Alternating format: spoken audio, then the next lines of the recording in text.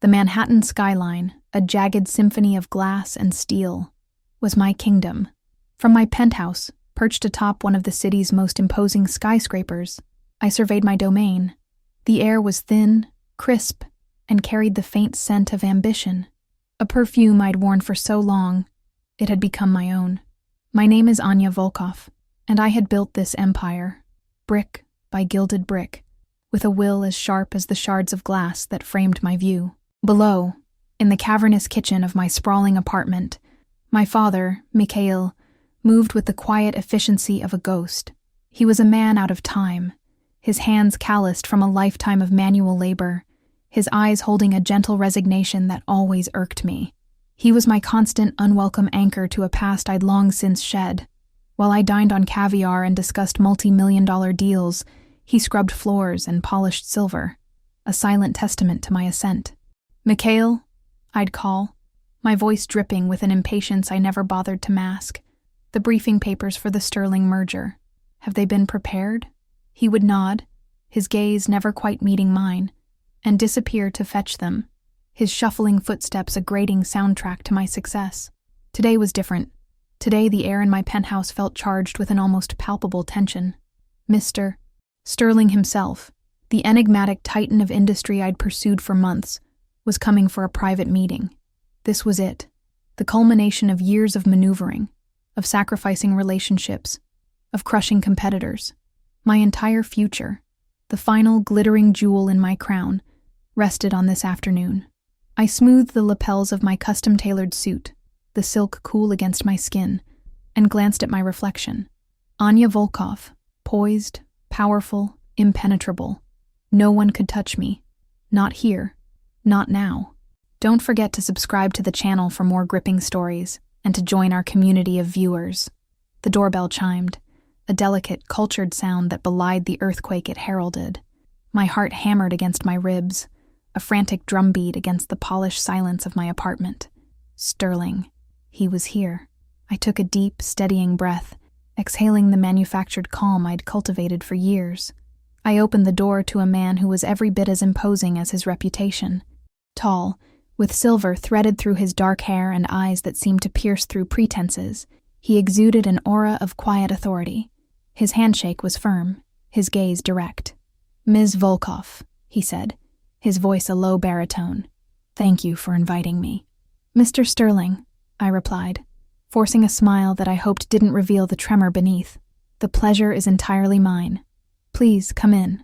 As I led him towards the study, the scent of expensive cologne mingling with the faint, persistent aroma of lemon polish that always clung to Mikhail's presence, a familiar wave of annoyance washed over me. I could practically feel my father hovering in the periphery, an embarrassing stain on the immaculate canvas of my ambition. I had instructed him to remain in his quarters, a small, sparsely furnished room off the kitchen, until I summoned him. He knew the drill. He was a ghost, an inconvenience to be kept out of sight. We settled into the study, a room designed to impress, with walls lined with leather-bound first editions, and a vast mahogany desk that screamed wealth and power. I poured us drinks, the ice clinking musically, and launched into my carefully rehearsed presentation. Sterling listened, his expression unreadable, his silence more unnerving than any critique could have been. The minutes stretched into an eternity, each tick of the antique clock on the mantelpiece amplifying my anxiety. I felt a bead of sweat trickle down my temple, a betrayal I couldn't afford. The tension in the study was thick enough to cut with a knife. Mr. Sterling, after a prolonged silence that had my nerves fraying, finally spoke. "Ms. Volkov," he began, his voice measured, "your proposal is ambitious. It shows a certain tenacity." I leaned forward, my eyes fixed on his. "Ambition is what drives success, Mr. Sterling. Tenacity is how one achieves it." I allowed a hint of a smile to play on my lips. I believe my track record speaks for itself. He steepled his fingers, his gaze now seeming to drift past me, towards the doorway. "Indeed," he murmured, a strange inflection in his voice. "And yet, Ms. Volkov, there is always more to a person than what appears on the surface. Sometimes, the most profound strengths are found in the most unexpected places." A chill snaked down my spine. Was he questioning my resolve? My capabilities? I was about to launch into a sharp retort when the silence was broken by a soft, hesitant knock on the study door. My blood ran cold. I had explicitly told Mikhail to stay away. "Who is it?" I snapped, my voice dangerously low. "It's me, Anya," came a familiar, gentle voice. "Mikhail." He sounded flustered. I apologize for interrupting, but the kettle, it has gone quite quiet. I thought perhaps you might wish for more tea." My carefully constructed composure began to crack. "Mikhail, I told you to wait," I hissed, my face flushing with mortification. This was precisely the kind of domestic interruption I abhorred, a stark contrast to the high-stakes world I inhabited. Sterling, however, did not seem annoyed. He turned his head, a flicker of something unreadable in his eyes, and met Mikhail's hesitant gaze as he stepped into the room. My father, looking utterly out of place in his worn cardigan and bewildered expression, clutched a teapot as if it were a shield. The air crackled with unspoken tension. Mikhail stood frozen in the doorway, the teapot trembling slightly in his hands, his eyes wide with a mixture of apprehension and apology. My face burned with shame, a raw, unfamiliar sensation. I had always kept my father meticulously out of sight, a shameful secret tucked away in the opulent confines of my penthouse. His presence here, at this crucial moment, was an unmitigated disaster. "Mikhail," I began, my voice tight with forced composure, "I asked you to wait." But before I could deliver the sharp reprimand I so readily employed, Sterling's voice cut through the charged atmosphere. "Ah, you must be Mikhail," he said, his tone unexpectedly warm, a stark contrast to the cool professionalism he'd displayed moments before. He rose from his chair, extending a hand. "A pleasure to finally meet you. Anya has told me so much about you." My jaw nearly dropped. Told me so much about me? My father, a man who spoke in hushed tones and rarely offered an opinion, had apparently been the subject of my CEO impressing conversations. I stood dumbfounded as Mikhail, his confusion evident, hesitantly took Sterling's outstretched hand. "Mr. Sterling," Mikhail stammered, his grip surprisingly firm. "It is an honor." "The honor is mine, Mikhail," Sterling replied, his eyes twinkling. "Anya speaks of your wisdom, your resilience. She tells me you were quite the strategist in your younger days." He then turned back to me, a knowing smile playing on his lips. "Anya, is this the same Mikhail who once outmaneuvered an entire division with nothing but a well-placed rumor and a borrowed truck?" My world tilted. The man I had belittled, dismissed, and treated as little more than a domestic servant, the man I had so desperately tried to distance myself from, was being spoken of with respect, even admiration, by the very man whose approval I craved. The carefully constructed facade of Anya Volkov, the untouchable magnate, began to crumble, revealing the terrified girl beneath. If you're enjoying this story, make sure to hit that subscribe button and turn on notifications so you don't miss the next chapter. Sterling's words hung in the air, heavy with an irony that was not lost on me. He spoke of my father's strategic prowess, his resilience, qualities I had deliberately ignored, choosing instead to see only the weathered hands and the quiet deference. I had always prided myself on my ability to see the potential in situations, to leverage every advantage. Yet, I had been blind to the strength that had quietly endured beside me for years. Mikhail, emboldened by Sterling's unexpected warmth, offered a shy smile. "Those were different times, Mr. Sterling. Simpler challenges." "Are they ever truly simpler, Mikhail?" Sterling countered, his gaze sharp. "Or do they merely change their guise? Anya here," he gestured towards me. "She faces challenges daily that would make a battlefield commander sweat. But I suspect the foundations of her strength were laid long before she reached these heights." He turned back to me, his eyes holding a gentle challenge. "Tell me, Anya, what was it like growing up with such a man?" The question, innocent as it was, struck me like a physical blow. Growing up, my memories were a curated collection of my own struggles, my own triumphs. My father was a blurred figure in the background, a provider of necessities, never a confidant, never an equal. I had always felt a gulf between us, a chasm of experience and understanding.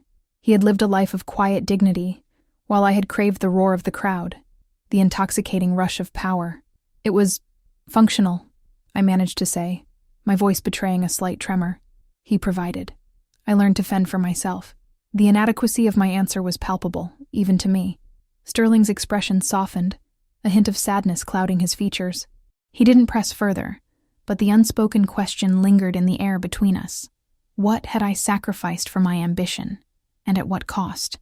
The carefully constructed image of Anya Volkov, the self-made titan, felt suddenly fragile, threatened by the simple, undeniable truth of my father's quiet strength.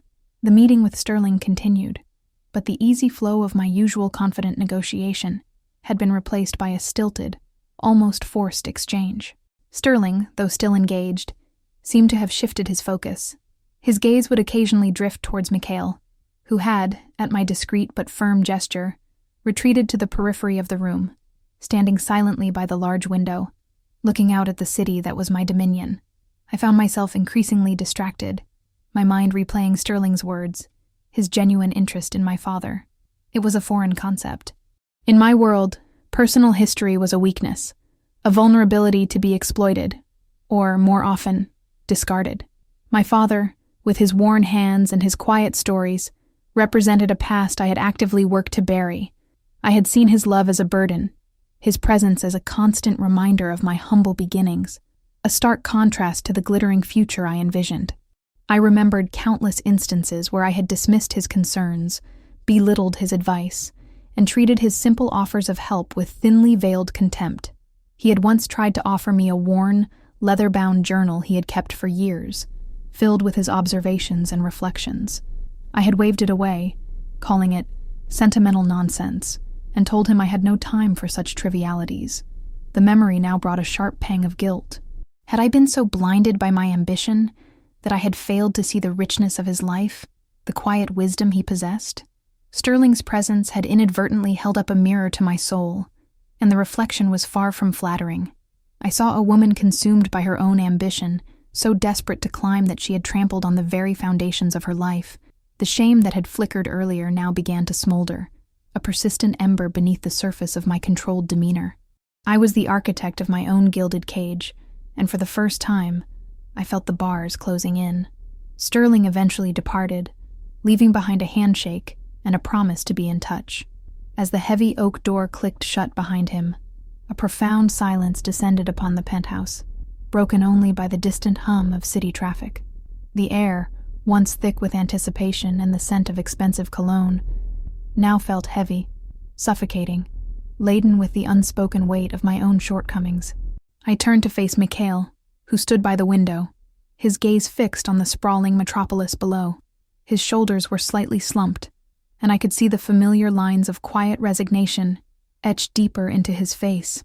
The brief flicker of warmth Sterling had ignited seemed to have receded, leaving him once again in the shadows of my grand design.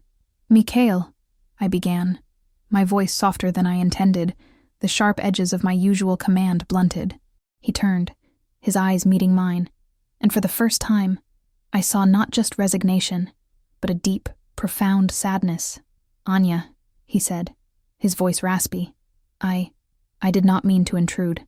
"You didn't," I said, the words feeling alien on my tongue. I walked towards him, my heels clicking softly on the marble floor. The distance between us, once a symbol of my perceived superiority, now felt like an impassable chasm. "Sterling, he seemed to think highly of you." A faint, almost wistful smile touched Mikhail's lips. "He sees what you have always refused to see, Anya. A life lived, not just conquered." He gestured vaguely towards the city. "You chase the lights, the noise, the applause. But sometimes, the most valuable things are found in the quiet moments, in the strength of simple things." His words struck home, each syllable a quiet indictment of my life.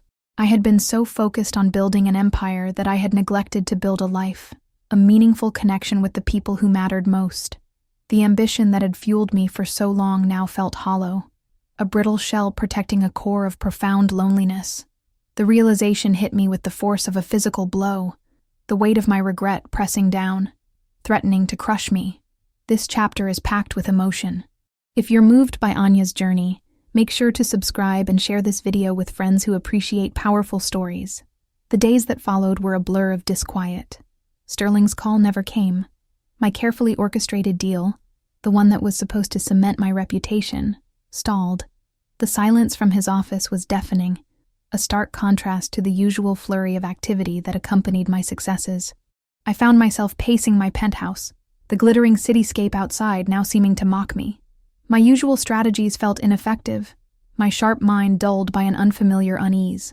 I replayed my meeting with Sterling endlessly, searching for the misstep, the overlooked detail, and each time, my mind inevitably circled back to my father. It wasn't just the embarrassing intrusion. It was the way Sterling had looked at him, the respect in his eyes, the casual acknowledgement of a strength I had spent years denying. One evening, I found Mikhail sitting in the living room, not in his usual quiet corner, but near the grand piano, a place I rarely ventured. He held a worn photograph, his gaze fixed upon it. I approached, and he looked up, a flicker of surprise in his eyes. "Anya," he murmured. Hesitantly, I sat beside him. He turned the photograph towards me. It was of him, much younger, standing beside a younger version of my mother, their faces radiant with a joy I had never witnessed. Behind them stood a modest house, a stark contrast to my current opulence. "This was our first home," Mikhail said softly. "We built it ourselves, brick by brick. Your mother, she had such a way with flowers. The garden was her masterpiece." Tears welled in my eyes, a sensation so foreign it startled me. I had never known this version of my father, this man who had built a life, not just a career. I had seen him only through the lens of my own ambition, reducing his life to its perceived deficiencies. The shame was a bitter, burning tide, washing away the carefully constructed layers of my arrogance. I had traded genuine connection for the hollow echo of success, and in doing so, had lost something far more precious than any business deal. The weight of my past actions began to press down on me, a physical ache in my chest. The business deals that once consumed my every thought now seemed like trivial pursuits, distractions from the truth I could no longer ignore. My empire, built on a foundation of ruthless ambition, felt increasingly hollow. I started spending more time observing my father. I watched him tend to the small herb garden he had cultivated on our balcony, his movements slow and deliberate, each touch of a leaf imbued with a quiet reverence. He spoke to the plants, his voice a gentle murmur, and I realized, with a jolt, that this was his art, his masterpiece. It was a stark contrast to the sterile, manufactured perfection of my penthouse. One afternoon, I found him carefully polishing a small, tarnished silver locket. He held it up to the light, his brow furrowed in concentration. "This was your mother's," he said, his voice thick with emotion. "She wore it every day." I sat beside him, a lump forming in my throat. "Why haven't you shown it to me before?" I asked, my voice barely a whisper. He looked at me, his eyes filled with a familiar sadness, but also a newfound gentleness. "I thought you wouldn't be interested, Anya. You were always so focused on the future, on what was next. I didn't want to burden you with the past." The words, spoken with such quiet resignation, were a more potent indictment than any accusation. I had been so eager to escape my past. I had inadvertently built a wall between myself and the very person who had helped shape it. The ambition that had driven me now felt like a suffocating shroud, a symbol of my isolation. I had chased success with a ferocity that had blinded me to the simple beauty of a life well lived, of a love that endured. And now, the first fragile blooms of understanding were beginning to push through the barren soil of my pride. The phone finally rang. It was Sterling. My heart leaped, but the surge of hope was quickly extinguished by a profound weariness. He offered a brief, polite apology for the delay, but the deal was off. A competitor, he explained, had presented a more suitable alignment of interests. My carefully constructed world, the one I had fought so ruthlessly to build, crumbled around me. I hung up the phone, the silence of the penthouse amplifying my despair. I looked at my father, who sat by the window, the photograph of my mother resting in his lap. He met my gaze, his eyes holding a deep understanding, a silent acknowledgement of the storm that had finally broken. "It's over," I whispered, the words tasting like ash in my mouth. "Everything I worked for, it's gone." Mikhail rose and for the first time in years, walked towards me not as a servant, but as a father. He placed a hand on my shoulder, his touch surprisingly firm, grounding. "No, Anya," he said, his voice steady. "It is not over. It is a new beginning. He gestured towards the photograph.